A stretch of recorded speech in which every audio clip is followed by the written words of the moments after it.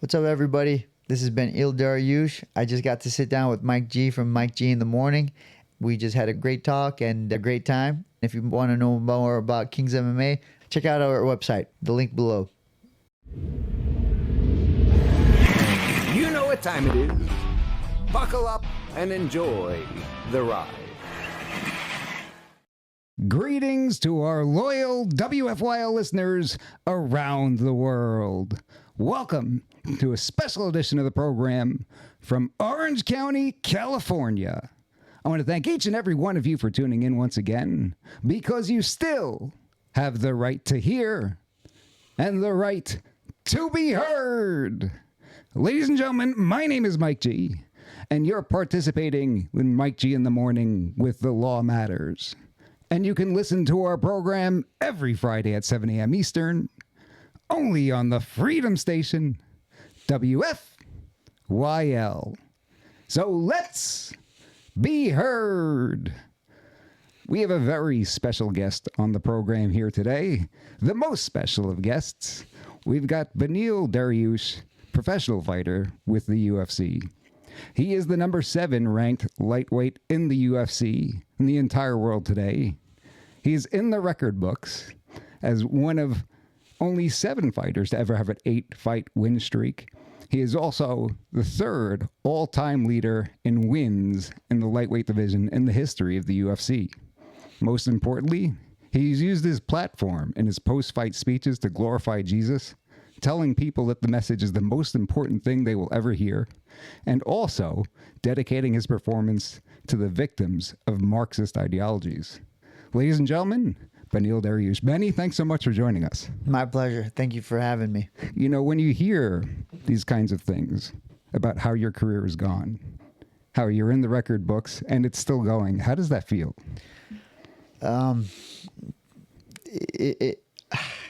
It may not sound the best, but it sounds incomplete to me.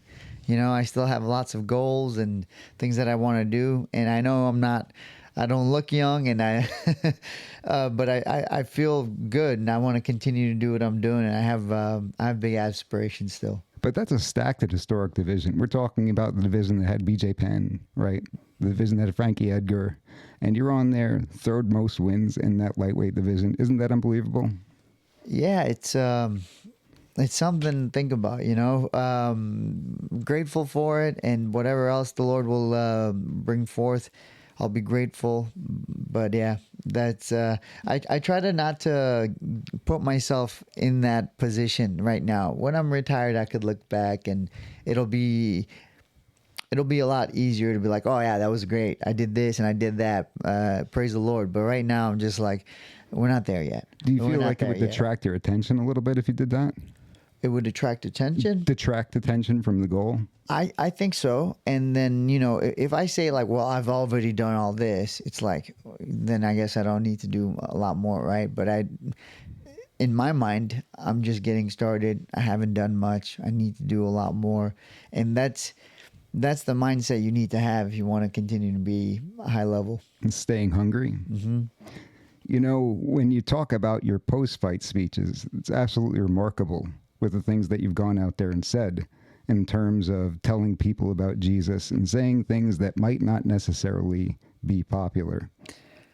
You know, that's what they keep telling me, that it's not popular, but it's not popular. But I get thousands and thousands of people reaching out to me afterwards and saying, thank you, you know, for being courageous. Thank you for this. And I'm just thinking to myself, I think there's this idea that it's not popular, but it's not true. I think in America, Christianity is still strong. Obviously, you can make a case that it was stronger before. I know there's a lot of other ideologies that are here now that are dangerous by some standards, but I really believe Christianity, when presented properly and genuinely, it's the most beautiful picture you can present to someone. How so? How do you present it properly? Well, I think you have to be genuine. I think this is I got advice from a friend of mine, Dr. Warren, when it comes to presenting the gospel. He said the most important thing you could do is be genuine. And I don't go out there and tell people like, hey, if you accept the Lord and if you become a Christian, like A, B, and C is going to happen to you.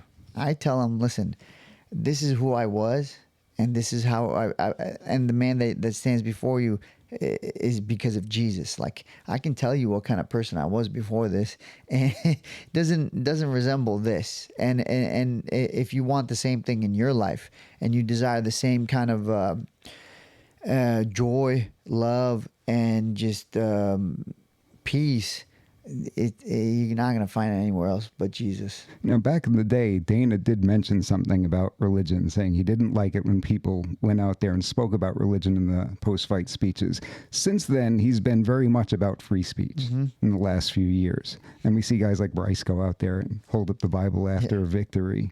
Did that never play into your mind? That's what I meant when I said might not necessarily be popular. So yeah, that did happen, and it's funny because Dana, he actually had a laugh about the whole thing with Abu Dhabi. He's like, well, there's different levels of crazy, and you're definitely up there. He's come around. I think he's realized. He thought what most people think, like, oh man, Christianity, the message isn't very popular. It turns out a lot of people who watch the UFC are pretty conservative, are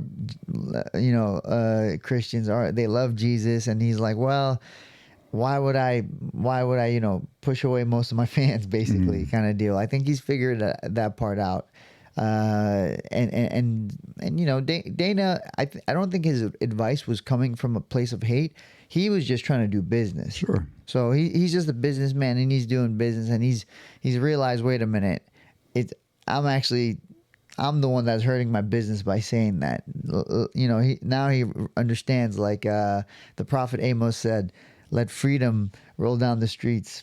I heard George Janko and Brendan Schaub talking about you about a year ago, and Janko was asking, why is this guy not in the title picture? Why is he not having a title shot by now? He's unbelievable. This is great what he's doing. And Schaub mentioned that you use your post-fight speeches and your platform to talk about Jesus. And he thought that perhaps had you used your platform to get out there and call somebody out, be more aggressive and vocal in that Conor McGregor WWF style, that perhaps they would be promoting you more. Do you ever think about what you've sacrificed in order to go out there and tell people about Jesus in those moments? No, because I don't really feel like I've sacrificed anything. To have Jesus is a greater treasure than anything else out there. So they can be like, oh, well, he could have got a title shot. Maybe not. And, the title it doesn't own me. Like, my goal is to be a champion because God has given me tools, and so I want to make sure I don't squander these tools, to use them to the best of my abilities and pursue my career as the best I can. And that's aiming to be a champion. But if it doesn't happen, no problem. If the UFC doesn't think I'm a guy who should be champion and they want to make it difficult, good for them. They can make it difficult. I'll continue to go the way I want to go. As long as, the only thing that would really bother me would be like if they try to hide my like, for example, when I have an opportunity to speak and they're like, no, we don't want you speaking, that would bother me. But besides that, they can toss all the tough guys at me they want. They could, I'm not, I don't need easy fights. I don't, you say 10 fights to get a title shot. Cool. Let's do 10 fights to get a title shot. I'm not complaining.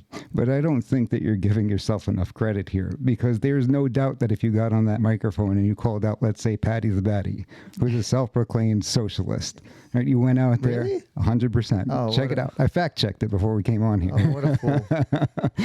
But if you went out there and made some kind of a call out like that, there's a monetary advantage to that, and you're sacrificing that because you think that telling people about Jesus is more important. So there is a sacrifice there, isn't there? I mean, if you think money is greater than, the gospel, then yes, then obviously I'm sacrificing money, but what I think I'm gaining is greater. So it doesn't feel like a sacrifice. It's like saying, hey, give up these 2 pennies for gold. It's easy.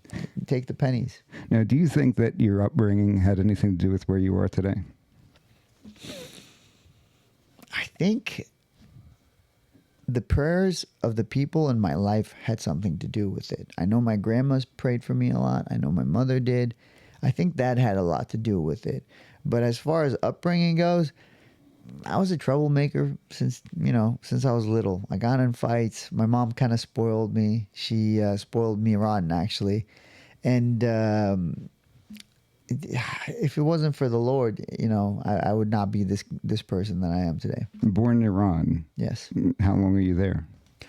We came to America when I was 9 years old, and then we would go back summertime for vacation until I was 17. Then the military draft comes in, so at 18, so I stopped going back. But yeah, came over when I was 9. What was it like before you were 9 over there? It was pretty cool. I lived in a village. We kind of knew everybody. We, took care of each other. Spent a lot of time in the farm. Spent a lot of time just climbing trees, playing with my friends. If uncles needed help the uncles. Things like that. I wasn't like, it wasn't hard. I'm not gonna sit here and be like we were persecuted. Maybe my parents, but where I was, I felt pretty happy. There's a Christian tradition in that area, isn't there? Yeah, so Assyrians are predominantly Christian, and so we're Assyrian, and so we have churches all over in the area we were at, which is Urmi, and we had churches in like different villages, and then different areas in the city. We spend most of our times in the village, so we would go to church in the village, and then once a week we would go to the city.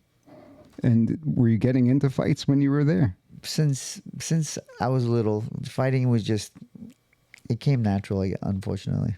Longer than you can remember? There wasn't this one time where you got into a fight or anything like that? The earliest memory I have, I don't actually remember the fight, but I remember what my father said to me. And it wasn't the best advice, but I got beat up. I don't know how it happened. I don't remember the kids. I don't remember what they looked like, but I got beat up, and I went to my father expecting like, hey, maybe he'll defend me. Maybe he'll like kind of encourage me. And he was just like, you got beat up? Why? Well, and I don't know what I said to him, but I just remember he followed it up with, why don't you pick up a stick, a rock, or, do something. And weird thing is, as a kid, I thought to myself, this is my dad. He's the smartest person in the world. So, yeah, I'm gonna do that from now on. I'm gonna win my fights. So they just got into a lot of fights, and it never really bothered me. Enjoyed the process of it, even the whole back and forth before it, and then we would fight, and then that would be it. But there was no competitive fighting at that point. You weren't involved in martial arts that early on. No, I didn't start martial arts till I was 18. So when you come over to the United States when you're 9, what's the reasoning behind that? My parents thought opportunity. If we stayed there, I would basically take care of the village. I would, or not village, but the farm. I would be working there, and that would be my life. And so my parents thought, hey, let's come to America, give this guy an opportunity to possibly be a lawyer or a doctor, what every Middle Eastern parent wants, right? They want their kids to be a lawyer or a doctor. And unfortunately, I kind of went the opposite direction. So when you got over here, you're living with both your parents? Yeah, originally for, I want to say about a year, and then my parents split. Okay, so you're 10 years old when your parents split. Yeah. And did you get to see your father? Yeah, I would see him on the weekends. My dad, before I came to America, he came. He came like 5 years before. So he came, and I didn't have a lot of time with them. And then when I came, I had some time with them, and then my parents split, so I would see him on the weekends. And he drove cars like trucks and whatever kind of big car you can think of, he drove. And so you don't see guys like that much. And it just was what it was. And it's still kind of the same. Did that affect you at all? Well, I don't know. You never thought about it? I never thought about it. I mean, like, I just thought my dad, you know, he like, he's trying, you know, he brought us to America. He works hard. He does this. So I just kind of was like, that's his deal. You know, that's the best he could do. And he did it.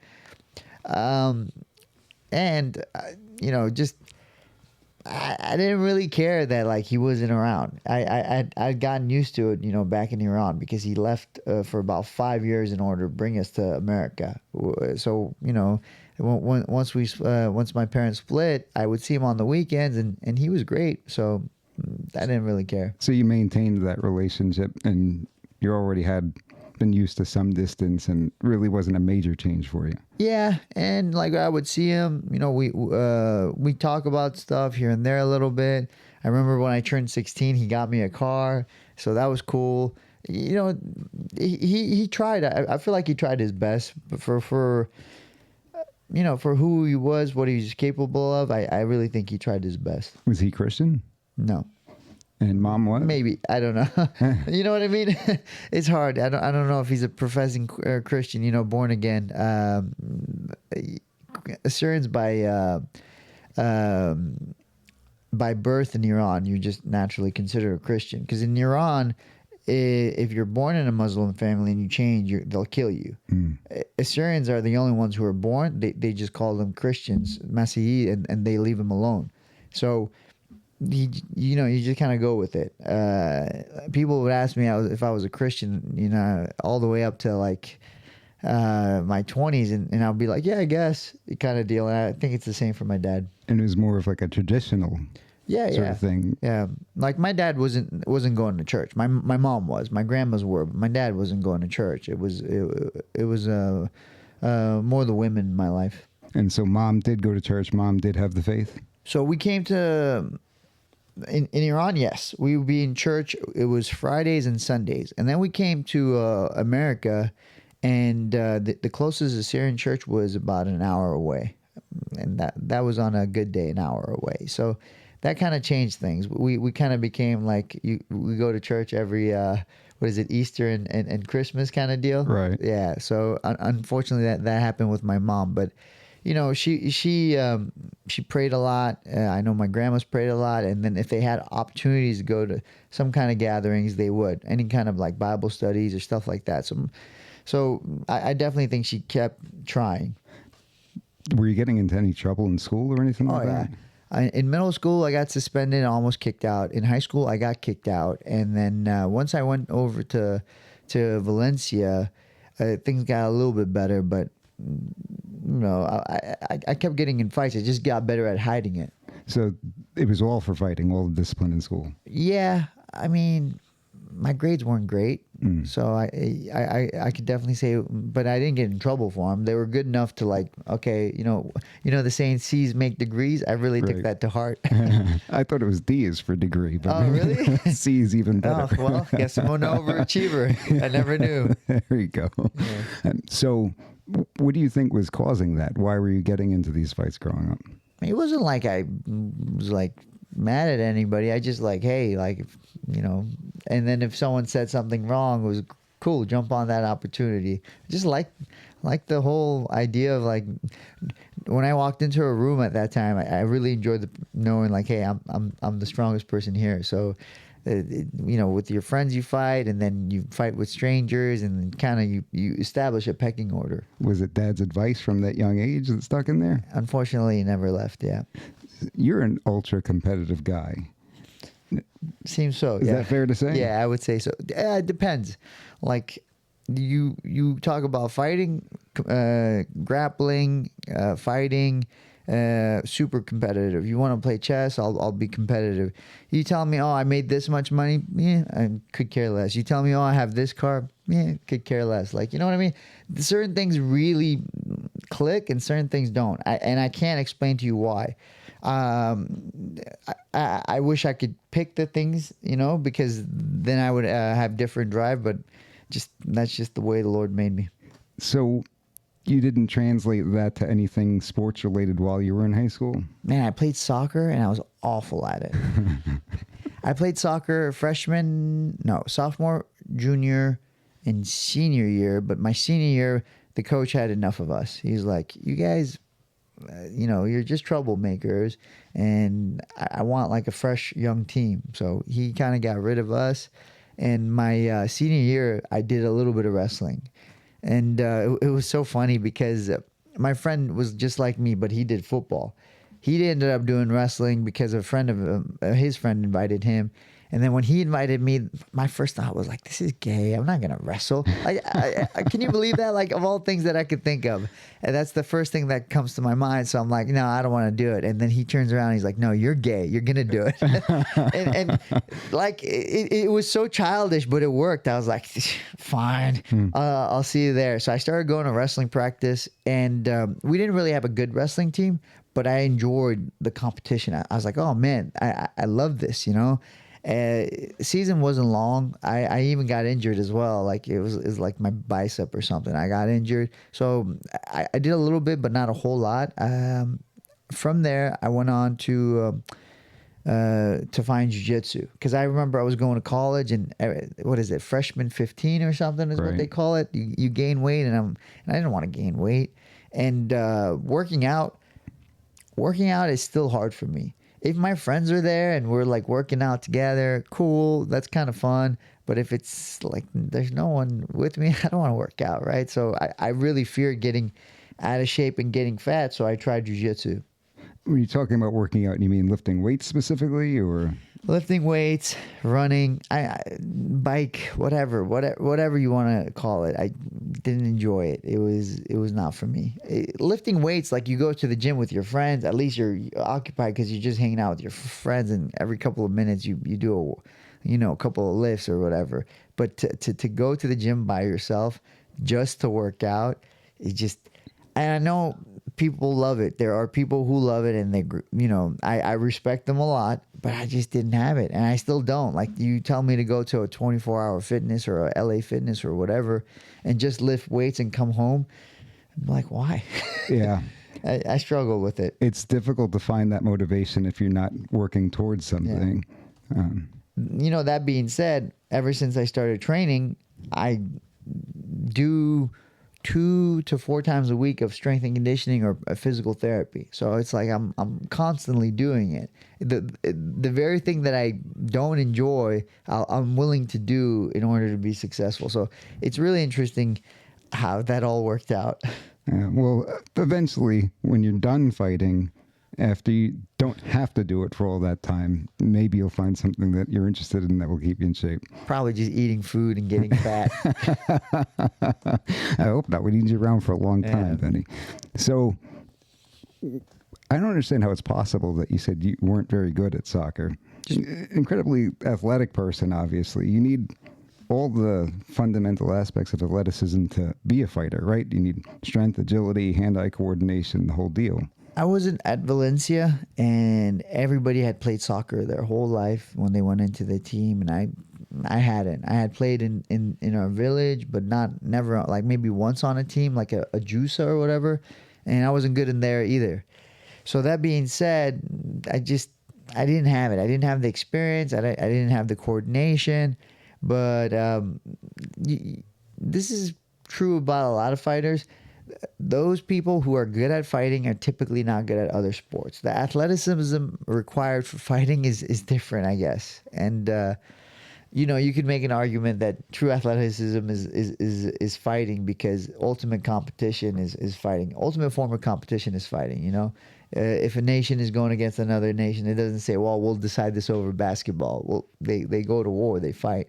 So anyways. Yeah, no, that's true. And there's a lot of different aspects to it. But Volkanovski would like a word with you about not being good at other sports. Yeah. Oh, well, yeah. He was good, I guess. Yeah, I don't know. Everybody's different. The exception to the rule, maybe.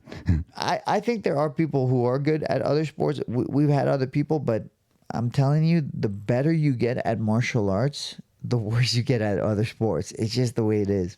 So, did you love soccer the way you do jiu-jitsu? Or?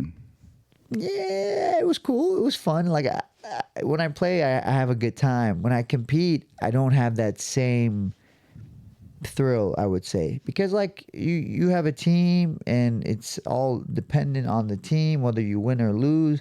So it's like whatever, but everything is on you when you compete in grappling or fighting. It's a single person sport. It takes a lot of people to get you there, and it's a team effort to get you there. But it is a single person sport. If I fail, I will never blame my coaches. I failed. It's my fault. So it also it brings the stakes higher, in my opinion. Now, if you were to take the drive and dedication that you have with fighting and translate that to soccer, how would that match up? Were you dedicating yourself to soccer and preparing and everything like that the way you do? Because No, you get a tremendous work ethic with fighting. Because, for example, I remember the guys I played with, for example, they would play, they would do the practices, and then at night they would have their own leagues, like Mexican league, or there would be private leagues or a club league, whatever you call it, club practices. They would do all that stuff. And I was like, I'm good, man. I did my practice. I'm just gonna go. I just wasn't disciplined at that time. I played video games and honestly, I spend most of my time playing video games. Does it come back to what you were saying, that you're ultra competitive with the things that you want to be, and that just wasn't what you wanted to? Yeah, I think it does. I think that has a lot to do with it. The thing that made me really become more disciplined was actually competition.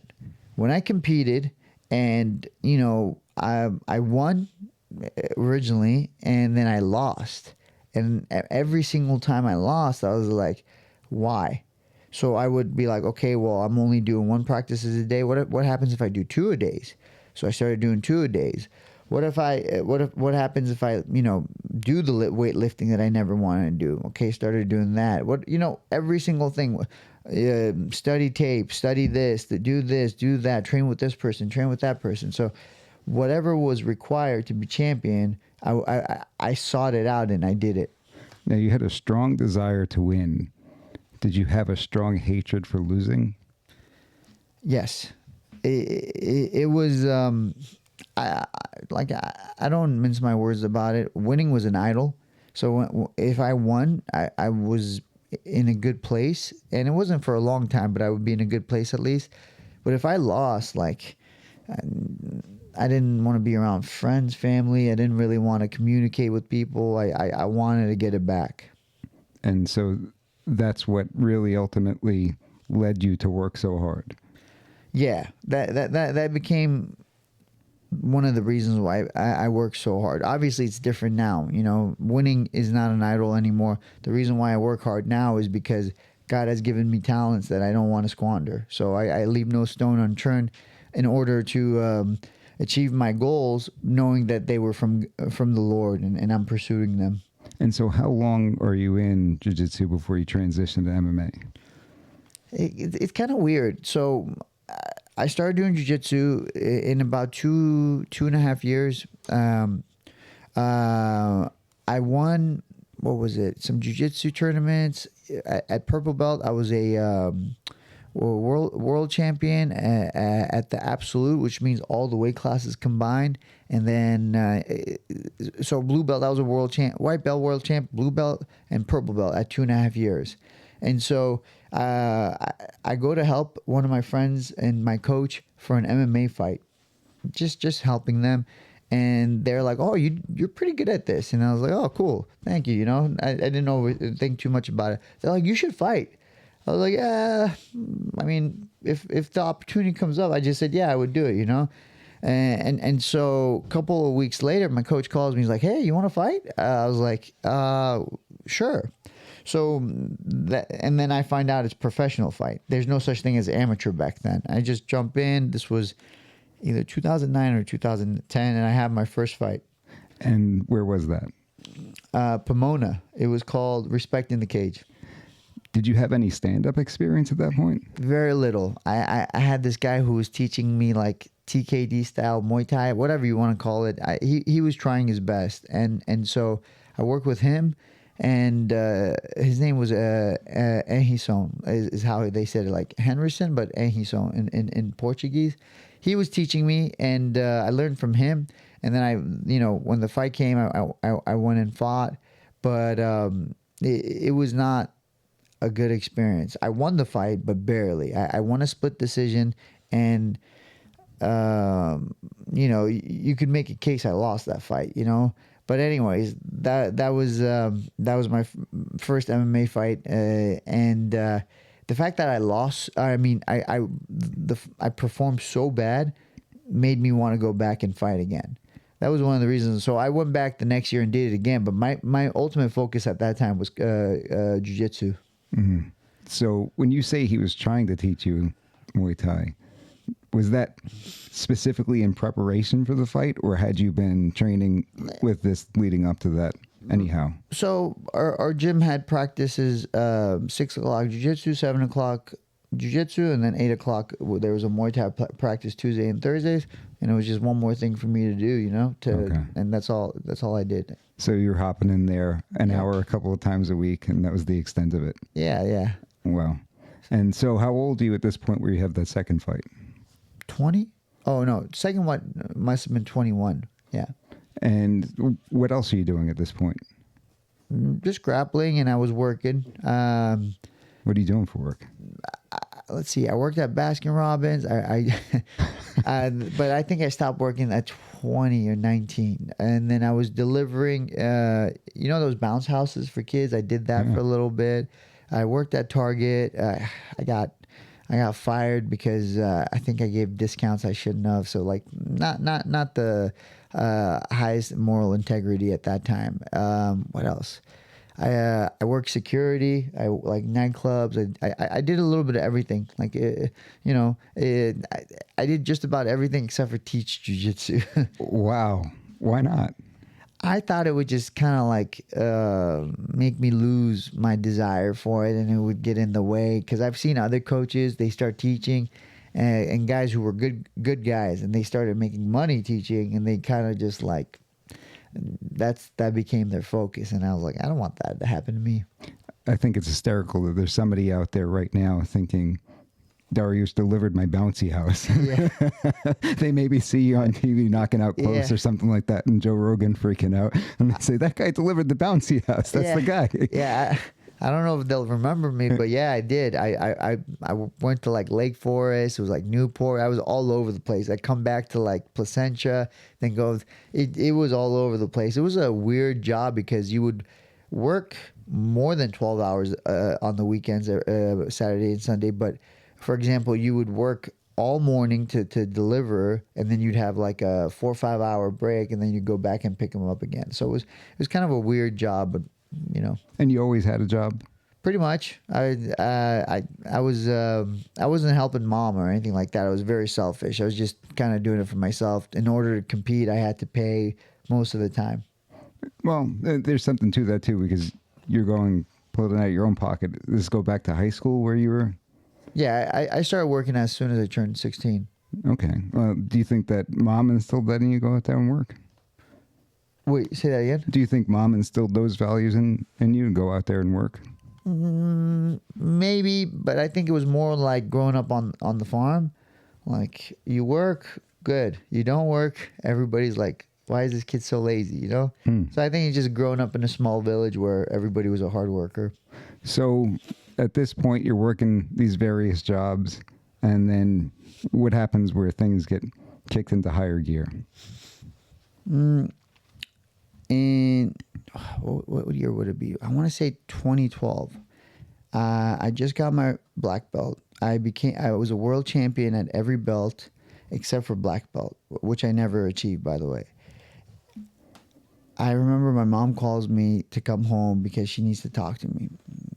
I come home, and to this point in my life, my mom has provided. She spoiled me. She's been amazing, and she starts telling me, we're having some issues in Iran where we get financial help from.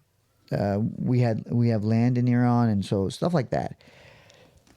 And kind of weird because I'm like, why is she telling me? How does this relate to me? But she just keeps going on and on and on. I can see the stress and anxiety in her face. and almost on the verge of tears. And she's like, and then finally she says, "What are we gonna do?" When she says that, my heart sinks, because I was like, I've never done anything for you in the manner of money. Why would you ask me that, right? So she says, "What are we gonna do?" And I freak out. But at the same time, I don't, she's on the verge of tears, so I just tell her, "Hey, I'll figure it out. Don't worry about it. It's not gonna be a big deal." And she kind of gives me a weird look, but she calms down. So she calms down, and I remember going into my room. At this point in my life, it's true. I'm a great competitor. I'm doing big things in jiu-jitsu, but there's no money in jiu-jitsu at this point. So I don't have a whole lot of money to my name. I was working nightclubs at that time. I remember thinking to myself, maybe I'll talk to a friend. And then I remember all the friends that I could talk to, I had pushed away because I focused so much on competition. Family, kind of the same thing. I was the black sheep of the family at this point because, we came here so I can get an education. I kind of skipped on that. Obviously I'm not like a jerk to people, so we're still nice to each other when they see me, but when they see me, they're like, "So when are you going to grow up and, get a job and, or finish your school," kind of deal, right? And I got nobody to speak to in the family because they're going to tell me, "Oh, well, time to grow up, go get a 9-to-5 kind of deal." And I'm considering it at this point. So sitting there, it felt like rock bottom. The story of Jacob, where he sleeps on a rock. He hits rock bottom, and then he has the dream of the ladder. Not quite like that, but I hit rock bottom, and this is what I did. I had literally nothing left to turn to. I had no left, no right. So I thought about what I've seen other people do. They pray, and I looked up, and I was like, if you're up there, if you're real, if you're I need something. A couple of days later, I'm thinking about possibly MMA, but it's gonna take me so long before I can actually make money if I do MMA. My coach calls me and he says, "Hey, there's an opportunity for an MMA fight," and I was like, "Okay, great." I have had 3 fights to this point, and every single fight I've had, I've paid pretty much to fight. I made maybe my last fight, the 3rd fight, I made a little bit of money, but there's at that time I had to do the medicals. I had just stuff. They don't pay you a lot of money, and so whatever. That's how the fight game was. It kind of still is like that for the smaller shows. But he tells me, no, this is legit. This fight's gonna be in Brazil, and if you win, they'll pay you $5,000. I've never heard of anything like that. Every single jiu-jitsu competition I did, I paid for. Every fight I did, if I made money, it was like a couple of $100. To get $5,000, it was like, "Are you sure?" He's like, yeah. There's this lady in Brazil. She's got a lot of money. She wants to do like a concert during the fight. He tells me this whole long story. And I'm like, "You said $5,000, right?" He's like, yeah. So I'm like, "Yeah, I'm in." A month later, I'm in Brazil. I end up winning my fight in the first round. I knee the guy in the head, and it splits him open. His skull starts showing. I've never had that before. Like I saw the doctor do this, and I just see bone. It kind of freaked me out a little bit, and they stopped the fight. The scary part about Brazil is at that time I didn't know, but they were screaming "Ooh, vai morrer," which means you're gonna die, right? But I don't know what they're saying, so I'm like, "Oh, cool!" They're cheering for me as I go out there. But afterwards, my coach is Brazilian. He tells me what's going on, and it scared me quite a bit, But we get home. I give the money to my mom, and I'm like, "We're good, right?" She's like, "Yeah, we're good. This is amazing. This should be like for maybe 2 months." She starts explaining to me what it means to be an adult. The bills you have, the loans that we have, the taxes. She starts going on about this stuff, and I freak out again. So I freak out, and I think to myself, "Man, what am I going to do?" But I say, "Oh, okay, no problem," to her, obviously, because I'm a tough guy. I go back into my room, and I go through the same exact process. I say, "Okay, maybe the last one was a fluke. Can you do it again?" So weird things start happening. Friends of mine call me to work jiu-jitsu with me, and typically I just train with them, but they're really adamant about paying me money. And this is one-on-ones. They, and I normally wouldn't take their money, but for some reason they're super adamant. They don't know my situation at home, by the way. They're just really adamant. And then one of the guys who he's an older guy, but he's like, you know what? I want to do this like 4 or 5 times a week. And he'd give me $100 each time I taught him. And I was like, this is, I can't take this. And so he's older. He's Middle Eastern. He kind of yells at me, curses at me a little bit. In Iran, there's this thing called tarof, where you say, no, I don't want, even if you do want it. You say, no, I can't, I don't want, I can't take this from you. And then once they like really step on you, then you're like, okay, fine. I was kind of doing that, I guess, but I don't feel like I was, but like he came down so hard, I got scared. I was like, okay. And, we ended up doing that 4 or 5 times a week. So that would get me through each month. And then I would continue to fight. Unfortunately, I didn't have any more of those big fights where I'm getting $5,000 for the fight, but still getting fights, and I'm able to get through each month. God would provide in different ways, and so I would get through it. And then, in Brazil was my 4th fight. I fought 2 more times, and what do you know? The UFC called us. We didn't expect that, because they say typically, you need more fights. At that time, I had maybe like 15 minutes in the actual cage experience. All my fights were quick. I won all my fights like right off the bat. First round wins, maybe second round win. Only my first fight was a mess. So it was one of those situations. Undeniable. Yeah. So how old were you when your mom comes to you and says, hey, we're in trouble? 20, I had to be either 22 or 23. So it's fairly young. You've never lived on your own or anything like that, or? No. I would go up north to LA in like Northridge area for training, but I didn't live. I didn't really live alone. I'd stay with my cousin for a couple of days, but I always come back home. To live alone means you pay your own bills. Right. No, I didn't do anything like that. So how does that feel when mom, who's taken care of your entire life, comes to you and says, hey, now I need your help. We're in trouble. Yeah, it honestly, it crumbled me. Like, I don't have a issue saying it. Like, at that time, I was so immature and not ready for it. It crumbled me. I didn't know what I was supposed to do. I literally had no clue. And the whole idea of leaning on the Lord, I don't think I've leaned that hard on the Lord. And I wish I could, I've grown as a Christian, but at that point I literally had nothing that I could do. And I was just like, help me. Like, and he did. And I kept asking, and he kept helping. And it got to a point where I started to feel guilty. And it's not often for a spoiled brat like me to feel guilty. My mom always helped me. I didn't really feel guilty, but I start to feel guilty.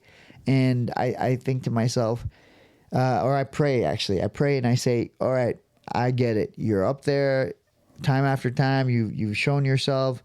What is it you want from me? And the first thought that comes to my mind is the wrestling coach who's a pastor. And he's invited me to church, not once, not twice, but for years. And I've just kind of ignored him. And then finally, put on some nice clothes. I go to church, and church was not comfortable for me. The worship was not comfortable. Now I obviously enjoy it, but it was not comfortable because it just didn't feel right. And then, he would get up there, Josh would get up there and speak, and he would speak about sinners and, all that stuff. And I was like, oh, you're talking about me right now. Fornication, just idolizing winning. It didn't take long for me to recognize that I was a sinner. And, I was at church because I felt the Lord called me there, but it wasn't like I thought my way of living was awful. I was just like, whatever, I would get through it and then come back next Sunday. And the only reason I stayed was because God had done so much for me to this point, and I said, okay, I'll stick around. The one thing that caught my attention, obviously, every Sunday was Jesus. We always talked about Jesus, and I knew very little, even though I grew up in the church. There's this concept of moving east. I'm not sure if you're familiar with it, but when Adam and Eve got kicked out, they go east. Cain kills his brother Abel, he goes east, and then his descendant Lamech does worse than Cain, and he goes further east, all the way to the flood. Right. That being said, I felt like I was just born in the east. Church was never really for me. When they would pray, I would just kind of like zone out and things like that. But finally, I'm sitting here and I keep hearing about this Jesus, and I don't know much about him. But Calvary Chapel, we go through a couple of verses, and then Josh will really like expand upon those verses. But I thought to myself, in order to get through the whole Bible, I'm going to need like 100 years. I'm not doing this, kind of deal. I even spoke to him about it, and he's just like, well, why don't you pick up the Bible and read? And at this point in my life, I've gone to school, but I've never read anything because I hated, reading, especially all the stuff they gave us. The most I would read was like comic books. I like comic books or mangas, and that's it. So I did that, and I was like, fine, I'll pick up the book and read. And the Bible's big, man. It's like, I was like, this is the biggest thing I've ever read. But I start reading a couple of chapters here, a couple of chapters there. And I was stupid and I started in Genesis. But because everyone's like, start like in Gospel of John, start with Matthew, things like that. But I was like, no, I'll just do Genesis. I went from Genesis all the way to Revelation. And I'll be honest with you, my first time reading the Bible, I didn't understand anything from the Old Testament. You get a couple of ideas, but overall I didn't get the picture of it. But when I got to Matthew, Mark, John, and Luke, it was a different story. That being said, I fell in love with the character of Jesus, and just slowly I started to recognize how the sin in my life was just destroying me. And it was a wrestling match for sure, but eventually I gave my life to the Lord. I recognized that his way was right, my way was wrong. I recognized his beauty, and man, I just want to be in his family. So gave my life to the Lord. There's a very interesting parallel between how naive you were with going back to mom with $5,000 and thinking all of our problems are solved permanently. And also going to church almost like you feel like you owed it to God because he had provided these financial opportunities, totally not accounting for the fact that he sent his son to die on the cross for your sins, right? Well, even the whole cross thing, like it might have taken me a whole year in church to finally kind of get the whole point of like, hey, this is the point of the cross. Like he paid for your sins. And I don't know why, but it never clicked. Even growing up? Yeah.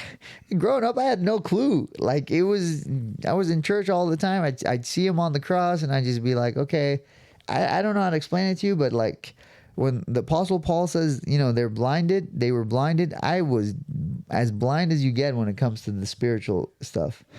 Do you think it's because that foundation was there that you turned to God in that moment? Because if you don't know God, if you don't grow up around that.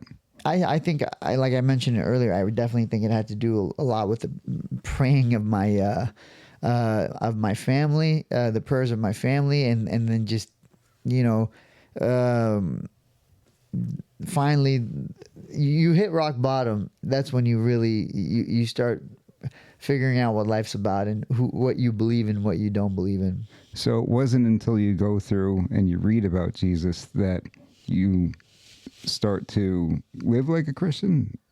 Yes, and that was a process as well. It wasn't like overnight with the whole, like, let's say fornication and just idolization. It wasn't just like immediate. It took me a while. I remember I would try to like be like, I'll do this, but like I won't do that. You know what I mean? And I would get so convicted after a while, and then I would finally, this wall would break down, and then after a while, this wall, and I believe God still does that in my life. There's still walls that He's breaking down.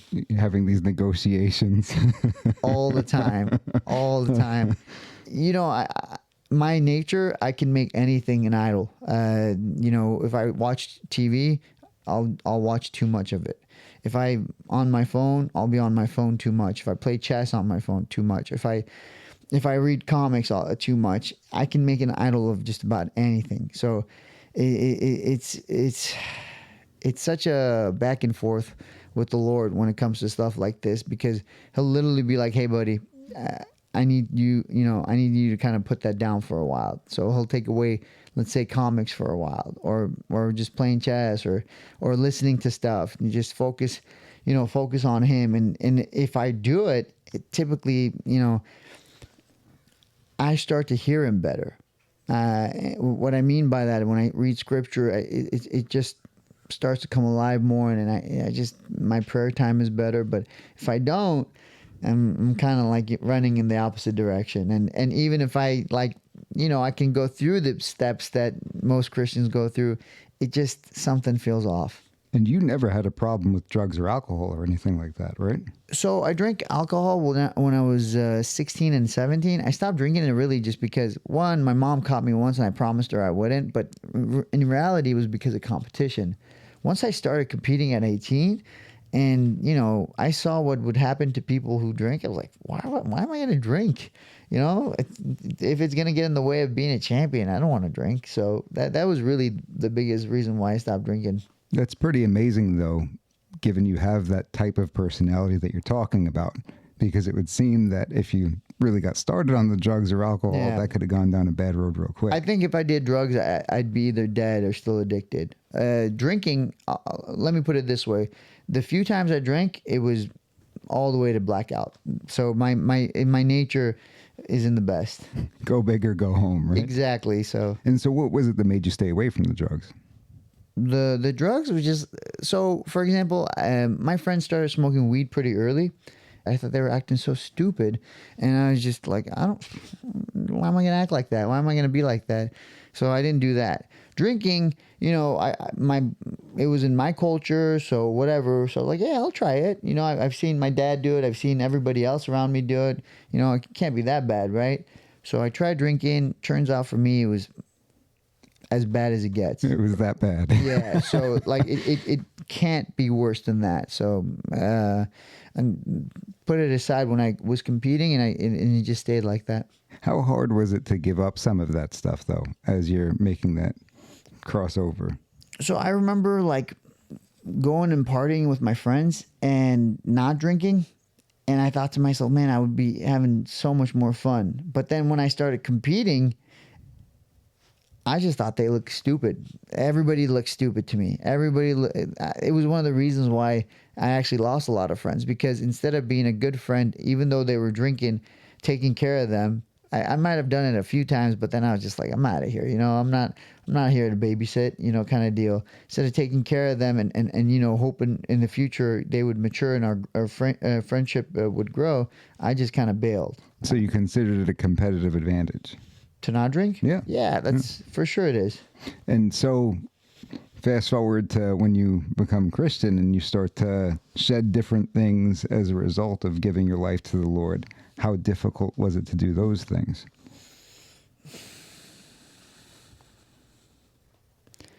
I don't know how to explain this, but for example, even with porn, I watched porn in my early 20s, but when I became a Christian, it was just like, no, this is totally wrong, and it never went back. It wasn't as difficult as drinking. Let's just put it that way. Like, wow. I really like hanging out with my friends and having a good time. I would have, I would have rather do that, but it was just like, no, I'm good. Now fornication, that was different. That was I had a really hard time with that. That was definitely something that took me a long time. That seems counterintuitive, because you'd think that the porn would be more accessible, right? Yeah, but it just, I understood, once I understood more about the porn industry as well, like you're not going to learn this stuff. I really don't see it anywhere outside of the church where they tell you like, hey, these girls are actually being trafficked. These girls, you know, like, let me show you what they look like in 10 years and kind of deal. That really got me. And then it just, you know, it was wrong. I could, you know, I was very convicted about it. And then fornication, I was convicted as well, but it just couldn't beat it. yeah, for a long time. Yeah. Well, and eventually you end up getting married a few years later. Yeah, I got married. Well, I was hoping to get married at like 27, 28. My mother-in-law at that time was like, you can't marry my daughter. Vietnamese, you know, they're pretty strict. We were dating for a year, or courting or whatever you want to call it. And I was like, hey, can I marry your daughter kind of deal? I ask, and they just like, no. No way. No, yeah, they're like, well, like, what do you do? You know, you fight right now. You make a couple of bucks fighting, and then I just had opened up a gym at this time, and you have a gym that just started. Like, what makes you think you're gonna be successful? Like, and take care of our daughter? You know, she wants to go to medical school. She wants to do this and that. I'm sorry, nursing school. She's got this and that, and blah blah blah. You know, they kind of dug into me. So it turned into a big fight. Not with me, actually. It turned into a big fight with my wife and my mother-in-law. And then she was ready to leave the house and come live with me. And I was like, wait a minute. The whole point was to get married so I don't live in sin. You know, so that happens. I called my pastor and I'm like, so what do we do? And he's like, man, if you want, we could do like a secret wedding, so that way you guys aren't living in sin, but you will have to kind of hide it, I guess. And I was like, if that's the case, that's what we'll do. Anyways, as my wife is starting to gather her things to leave the house, they're like, okay, come back, let's negotiate. Finally negotiate, because they were just throwing ultimatum after ultimatum after ultimatum. But she starts walking out. They're like, okay, let's talk. So they're like, well, we don't want you to miss out on school. Now, I wasn't going to hold her from going to school. I was like, okay. And a couple of other things I don't remember exactly, but the school one was the biggest one. They're like, we want you to wait till you're done with school and then you can get married, because we think if you get married now, you're not gonna what's it called, finish your school. Okay, so we start that process. I end up paying for her school. I get her a new car, just kind of proving myself, right? And we're not even married yet, I proved myself, and then finally, I want to say 2.5 to 3 years later, we get married. Wow. Yeah. God bless you guys. Thank you. And where'd you meet her? We met in Huntington, the Kings MMA in Huntington. I was they asked me to be a coach there when I was 23, 24, and we met, and I kind of. I wasn't really looking for a relationship at that time. Like I said, I was pretty worldly. So I kept her far as I could, and eventually the Lord was like, "No, you're gonna do this," you know. And it took. I don't think we started dating till I was 27 or 20. 27. And she was in church at that time too. She was her parents are Catholic, and she was raised Catholic. What is it in Catholicism? At 18, I'm not sure, actually. You do some kind of process where you're confirmed or something. Oh, that's younger though. Usually, is it? Okay, yeah, whatever. Yeah. She's confirmed Catholic. So yeah, so she goes through that, and then from there, she's done with church. She's not really going to church, and well, I'm having my thing like with the Lord. She's kind of having a similar situation. She's going to church here and there with some people, not a Catholic church. She's going to different churches just to see, like, hey, like, you know, am I missing something? You know, obviously, I think the Lord was calling her as well.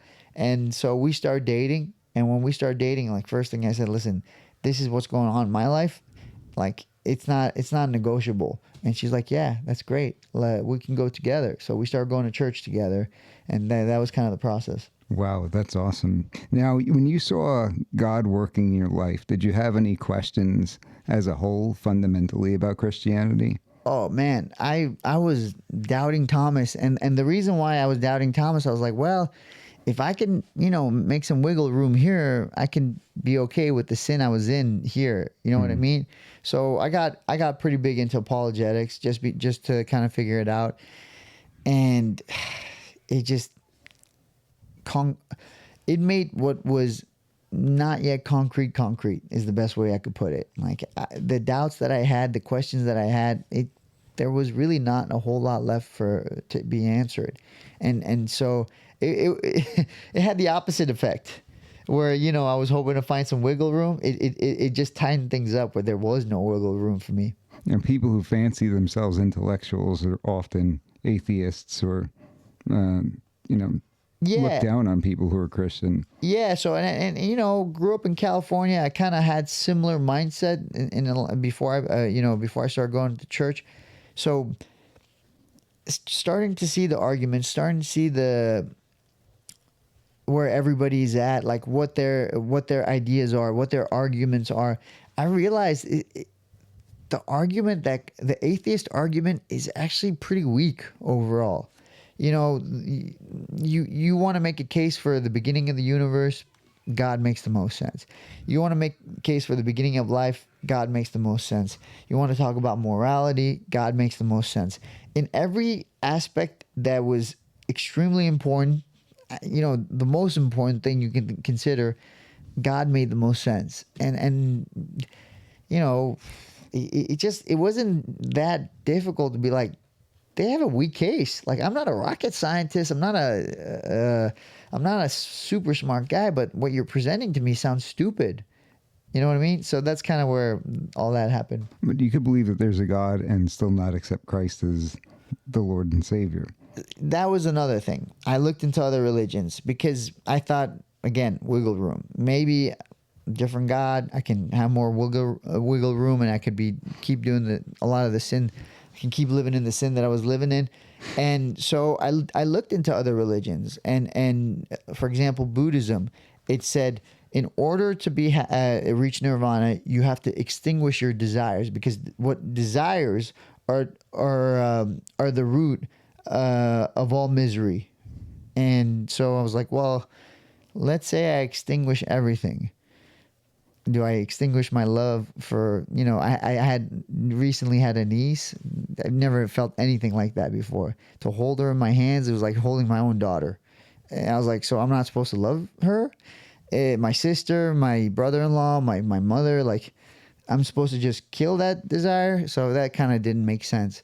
I looked into like all the Abrahamic faiths. So I looked at Judaism just to be like, maybe I got the wrong idea, because I was going through the Old Testament, and once I understood, like, hey, the sacrifice system is gone, the temple is gone, everything that's going on currently, it's not from the Bible. It's kind of made up on their own. They're just trying to kind of get back to where they were on their own standards, which is impossible if you think about it. So that goes out the window. I looked at Islam as well, and obviously you can clearly say I'm biased, because I grew up in a Middle Eastern country, in a Muslim country, and we weren't treated great. But at the same time, there are things that look good if you're Muslim, like, especially with my issue with fornication, it really like would open up a lot of doors to make my life a lot easier. So I looked into it, but ultimately it didn't provide an answer for sin to say, like, hey, how do I explain this? To say you can do good works and your good works will outweigh your bad works, and God will decide who goes to heaven based on that. And when it didn't make sense, but I remember hearing one of my friends say it really clicked. Like, that's the best way I've ever heard it.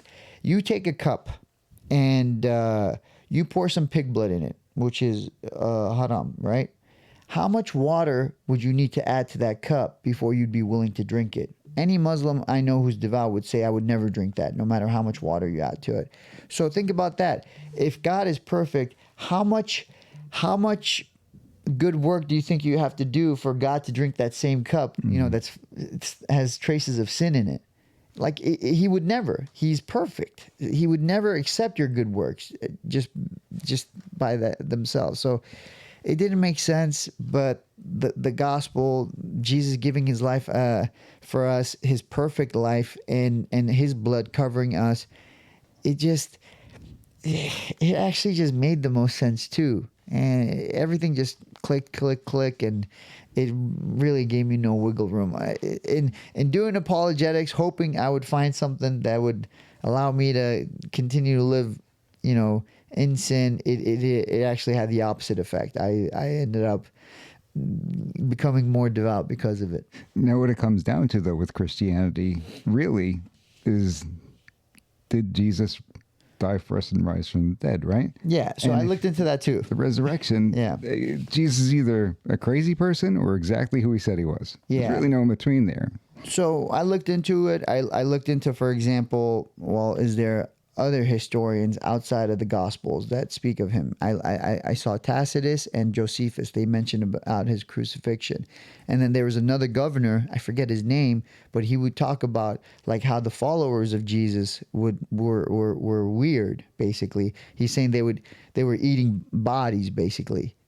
Because you what is it? You take the bread and you take the wine, and it's supposed to represent his body and his blood. So the governor talking about like, hey, I think these Christians are eating an actual person and drinking the blood, kind of deal, right? So you look back into it. You have proof that he died, and that he had followers at this time. So all that's left is, did he rise? Now this is by faith. I don't disagree, but here's why I think it did happen. In order for Peter and the rest of the apostles, in order for them to preach this gospel, to preach this message, it cost them their life. So, and they gained nothing from it. It wasn't like they got rich. It wasn't like they were like honored in their community. They got ostracized. They were kicked out. They were hated. They were stoned. They were beaten. They were crucified as well. According to the early church, Peter was crucified upside down. So, like they had nothing to gain. And I heard this a lot early on before I was a Christian. Oh, well, they did it because they were trying to like gain stuff and fame. And it's like that, being a Christian wasn't cool until like 400. So like the 5th century. Well, maybe that makes sense until they're about to be killed, right? Because if they were making it all up for whatever reason, if they're going to be killed, that all goes away. They're like, JK, I'm right, out. exactly. You don't think don't think one of them would be like, all right, you got us, all right. This has gone long enough. You don't have to kill me. Yeah. Not a single person like withdrew. Yeah. They all died for it. So that's the strongest piece of evidence to you in that point. Yeah, I mean, it's hard to argue that, and I've seen atheists make arguments against it. There's the one where like, okay, it didn't really happen. We have outside sources, outside the gospel. The one where it's like, what if it's a hallucination? It's like you can't have mass hallucination. You can have a couple of people. But this is mass hallucination. Like it's and they all saw the same thing. Not very likely. You have what's the other one? Faked his death. Pretty sure, like the Romans they perfected the crucifixion. It was created by the Persians. It was perfected by the Romans. Like they made sure he was dead. Like there was no way around it, right? Like every single argument they bring up, it just wasn't. It was lacking, is the best way to put it. And I tried to like put myself in the atheist shoes and be like, okay, let's go as deep as I can from what they're saying. It always just fell short. Yeah. A reliable collection of historical documents written by eyewitnesses during the time of other eyewitnesses, Yeah. right? So the other people would have stood up and said, hey, hold on a second, they're making this all up. Yeah, that's a great point. There's people who've mentioned by name in the Gospels, and the way it's done is like saying, "Listen, this person helped Jesus carry the cross. You don't believe me? Go ask them." Like they were written within a time where those people were still alive. Like, okay, you go ask this person. I'm not even sure the people who wrote the gospel thought we'd be looking at them 2,000 years later. They might have thought we would be raptured earlier, right? Sure. So like they didn't think that. They were just like, oh, you want to talk to this person? Go talk to him. Like it was this guy, the son of this person, or the father. You know what I mean? So yeah, there's plenty of evidence that just proves it, and ultimately I understand it's by faith that we have to believe it. But you know, I made that leap. But do you think that sometimes people try to look at it from a scientific perspective, and that's really not the way you should be looking at it for a historical event? Well, I mean, scientifically speaking, if we're trying to retrace our steps, and let's say you're trying to be a detective, still the resurrection is your best case. If you're talking about scientifically speaking, like these are miracles that can't happen, the whole point of a miracle is you know, outside of science. Science can't explain a miracle because science isn't that's not what science does. Science tells you how things work, the process of how things work. And so if you have a miracle, it means you're stepping outside of that process. So science wouldn't be able to explain it.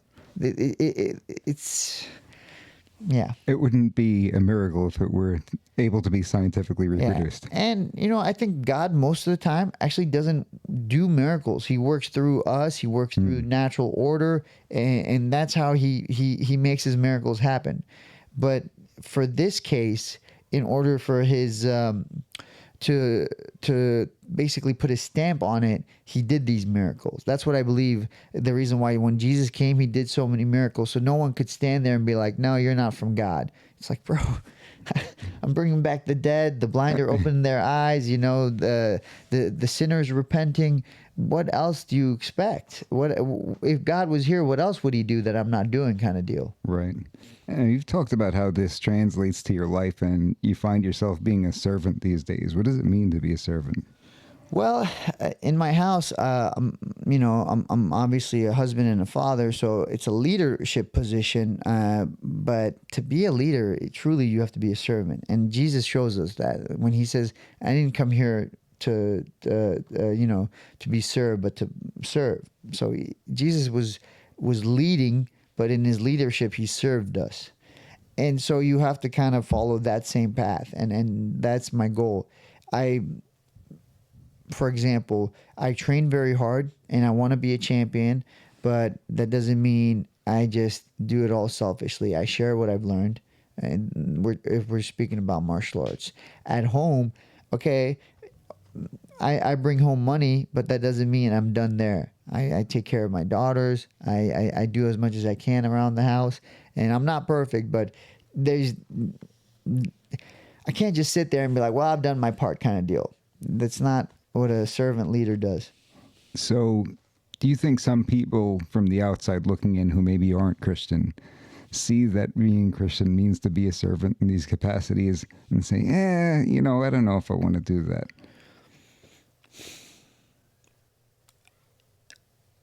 I think you're going to serve something no matter what. No matter what you think, you may say, no, I don't. I don't have any idols, whatever. You're going to end up serving something. Why not serve the creator of the universe who loves you, who's willing to sacrifice himself for you?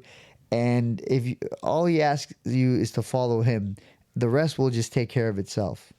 I was talking to our last guest who was on.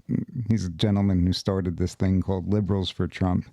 And we were talking about the problem with godlessness in this country. And he was talking about it in a general sense, not necessarily in the sense of Christianity.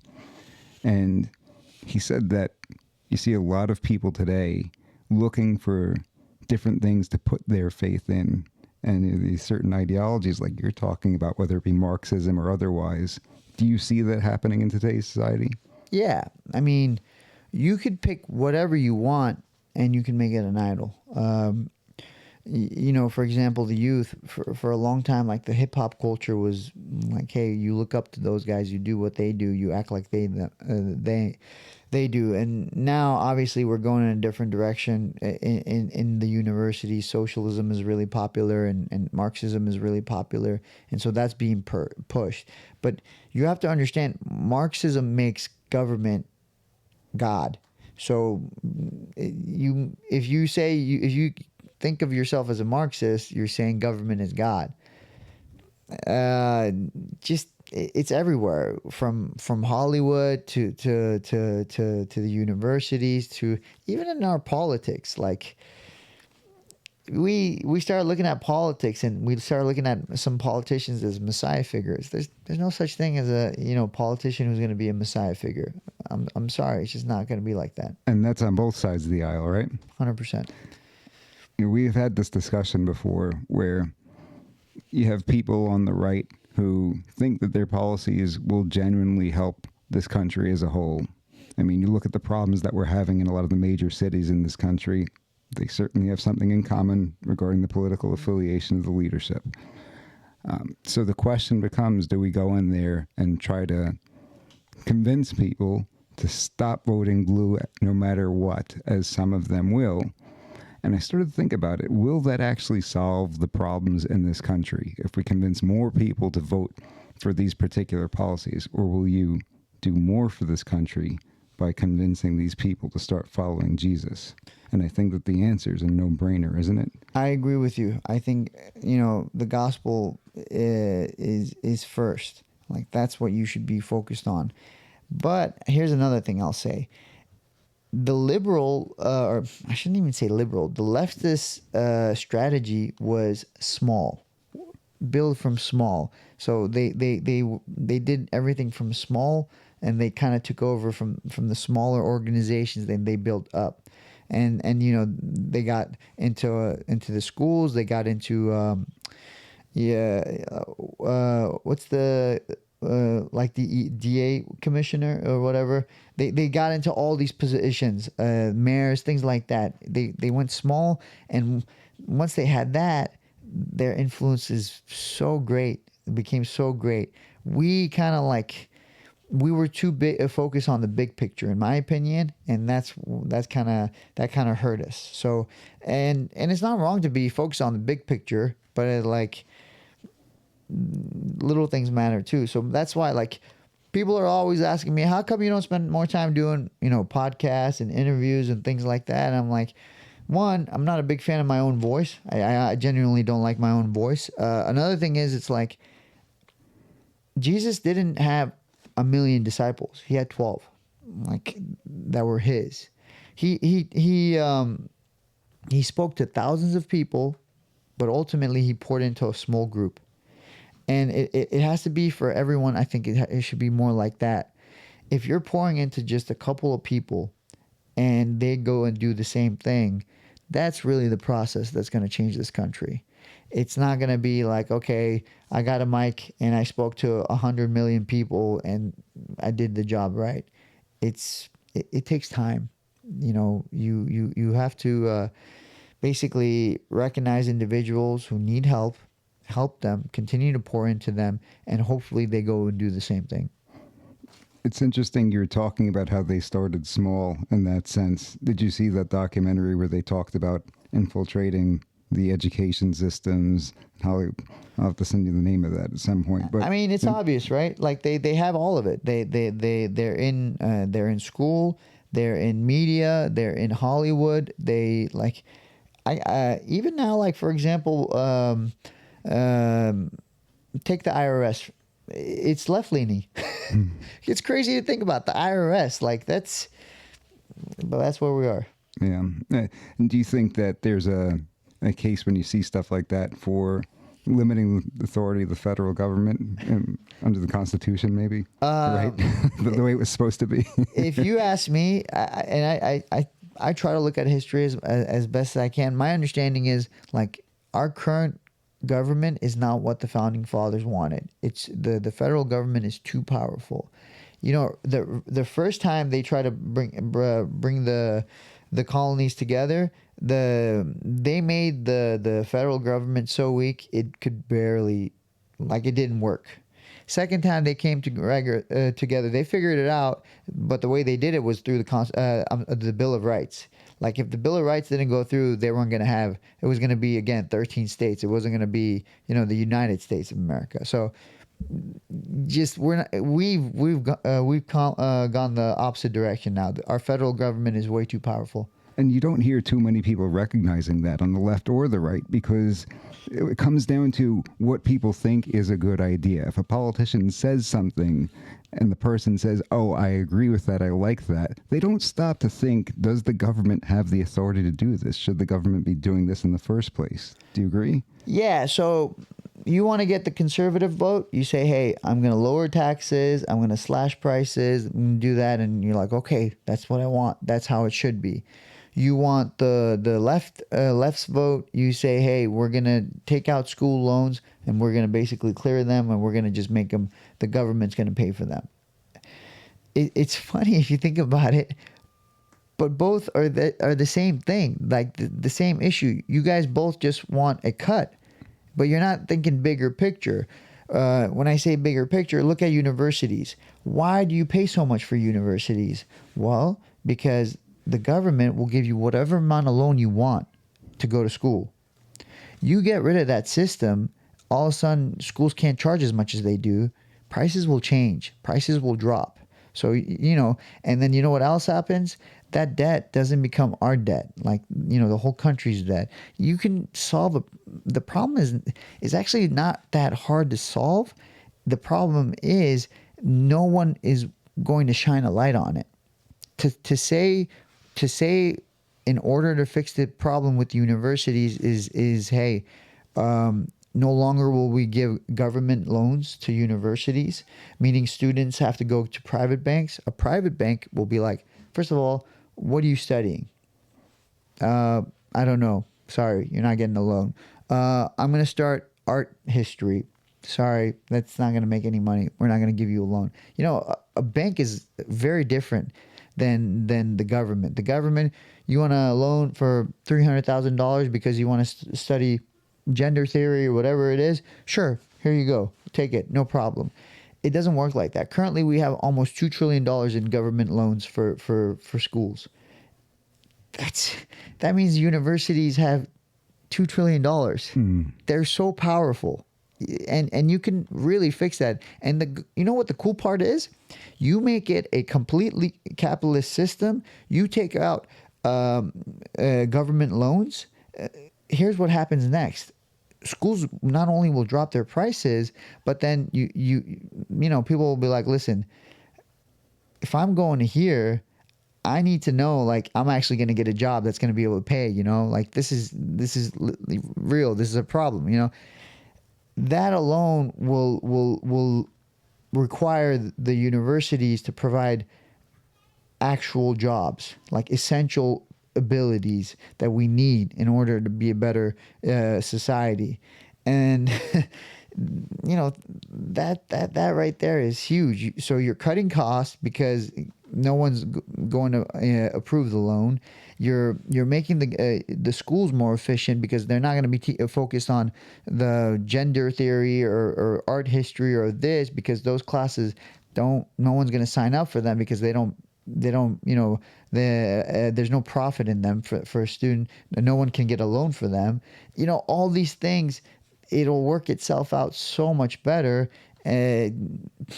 But unfortunately, no one's focused on that. They're focused on, like, okay, one side wants taxes, the other one wants loan forgiveness, and it's just things like that. Yeah, we forget about specifically enumerated powers in the Constitution. Yeah. So there's stuff like that I could talk about all day, but yeah. it is what it is. Do you think that owning a business yourself generally dictates the way you lean politically? When you have those struggles as a business owner, or you see the challenges and you see the roadblocks that the government puts in the way, does that shape you politically? Yeah, you could definitely make a case for that. But I mean, I was a conservative, before I had my business. Really? Yeah, it wasn't like, And then, but then there's also people who own businesses who are they're far left, you know, by some standards. So I don't know. Like I don't know if owning a business does the trick, you know. Well, you get to see some of the things that maybe employees wouldn't see, though, right? Yeah. So there's that. One thing that always bothers me, like because you own a company, people will call out like, hey, you gotta tax the corporations, you gotta tax the rich, and I always think to myself, okay, you're saying tax the rich because they don't pay their fair share, but what am I paying? What's the fair share we're paying of? Like, what for? And then you look at the government spending. It's not even necessary. Like most of the stuff we're paying for, we don't need. You could cut off like 90% of it, and we'd still be fine as a country. And I'm not exaggerating when I say 90%. You can get rid of most of the government programs. You can get most of government employees. You can get rid of most of their government funding in terms of like so-called research they do. You can get rid of so much stuff and it would be fine. Military, you want to talk about having a strong military, I'm perfectly fine with that. Bring the military to the borders, keep our borders strong. Like that would still save us a ton of money. Like we could take care of the issue we had with debt. I think it wouldn't I don't think we're going to take care of it in my lifetime, unfortunately. But I think we could easily. When you talk about the unnecessary spending, it really comes down to what is the role of government, right? Yeah. And you would think it's to enforce justice and secure our borders, but somehow the borders are controversial today as well, right? Yeah. And I wonder like why we don't talk about it. I wonder if there's profit. Obviously, I think there is, and that's kind of why we don't talk about it. Certain people profit off of the border the way it is, with just everything that's going on, and so we keep it the way it is. But I think pretty much even the left now recognizes like, hey, the way the border is going, it's not good. I think the average person in America, whether they're right or left, they recognize it's not the right way, but we're still not doing anything about it. So why? Yeah. Well, when you talk about these issues, you'll hear some people say, oh, well, Jesus would have been socialist. And by defending the border and not allowing, open borders, essentially, and not having these government programs where they give funding for A, B, and C, that you're not being a good Christian. And it's usually non-Christians who say this, but you hear this argument pretty often. Yeah, that's fine. I mean, the Apostle Paul says, "Whoever does not work does not eat." So that's clearly tells you like work matters. And then as far as Jesus being a socialist, what do you mean? You think he would have made government God? You think he would have let government have all the power? Pretty sure he wouldn't. It would be a sovereign monarchy if it was Jesus. So no, Jesus was not a socialist. He was a king. He is a king. You know what I mean? So why would a king want to be a socialist? I think that's where they get lost, though, because they look at the kind nature and they see socialism as kind natured. Everybody's being taken care of, but the mistake it makes has to do with the government being in charge. Socialism is not kind.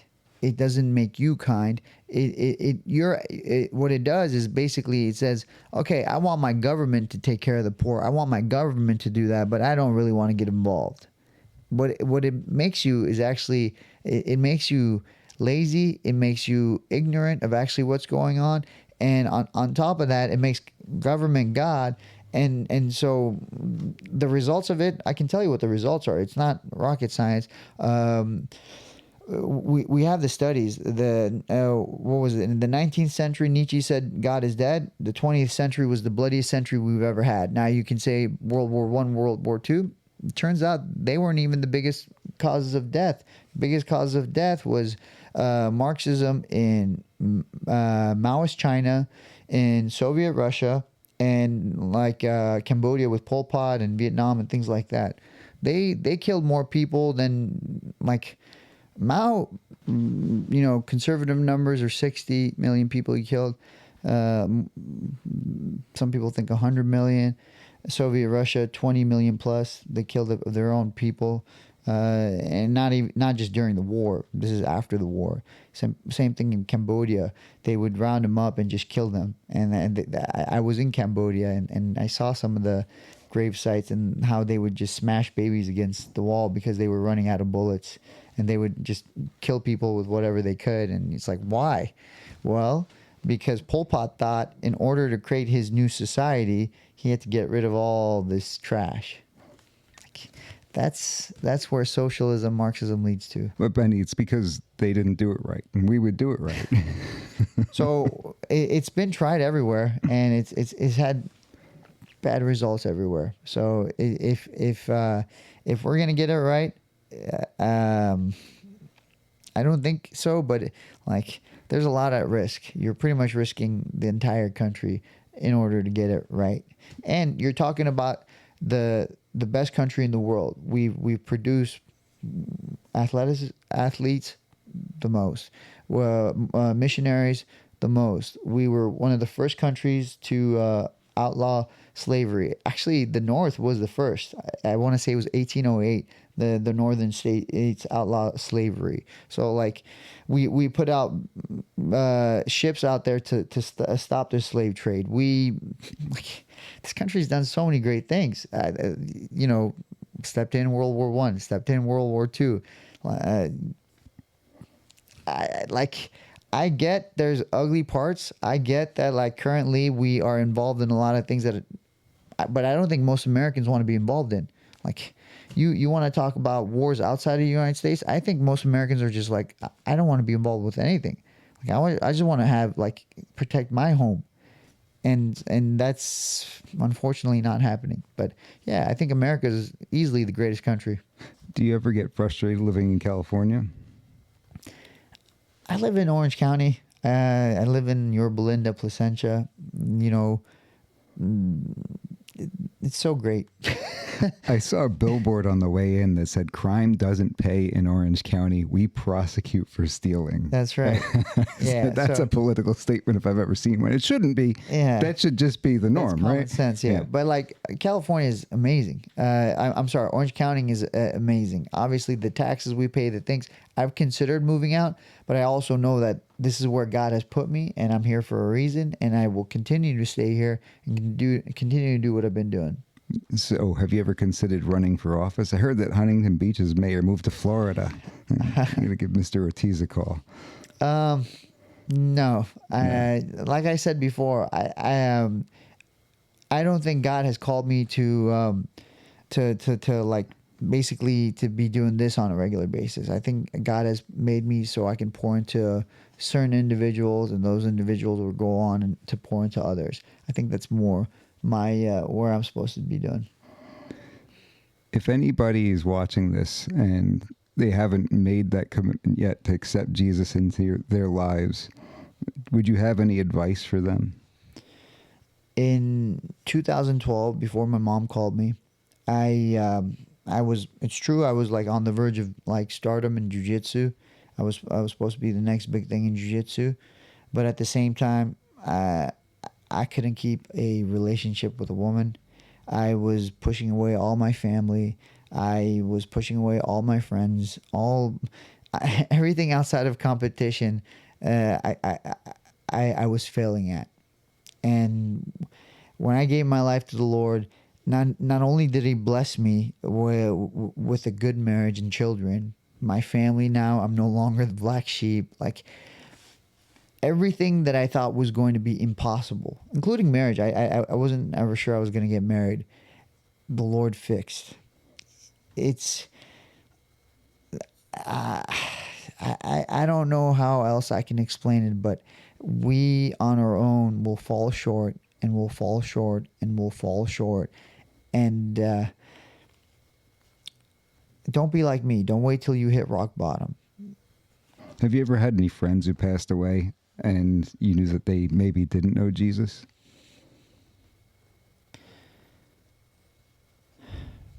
So there's a girl, maybe I was in ninth grade.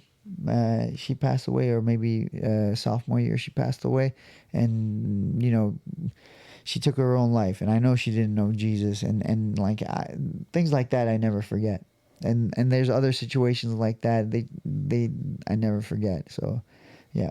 Do you ever think about that when you're sitting down talking to people, that this might be the only opportunity they have to hear about this? I think that should be something that's always in our mind, because it puts a little bit more urgency. But at the same time, you have to know where to hold the line, because if you're like too aggressive, you scare people. So yes, I do consider that. I try to, man, the best advice I've gotten is put yourself in other people's shoes, but it's also the hardest advice. It is, if you try to genuinely do it, it is not an easy thing. Is leading by example a very important part about that?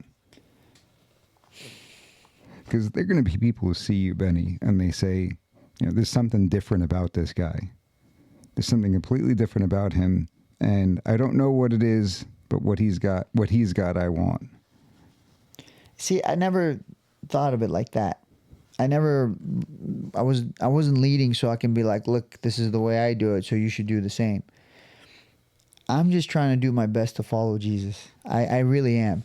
And I'm at a position now where I know that people are following me. So,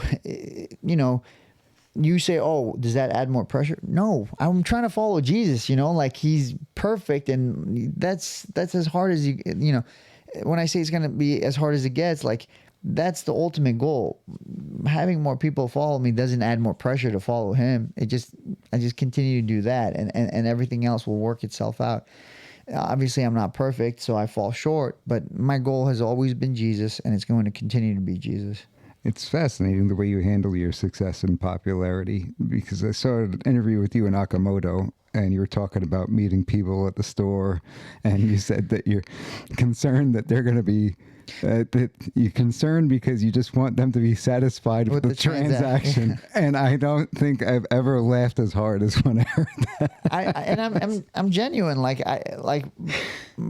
I wake up in the morning, I go train, I either beat somebody up or I get beat up. I go home, I hang out with my daughters and my wife, and that's my life.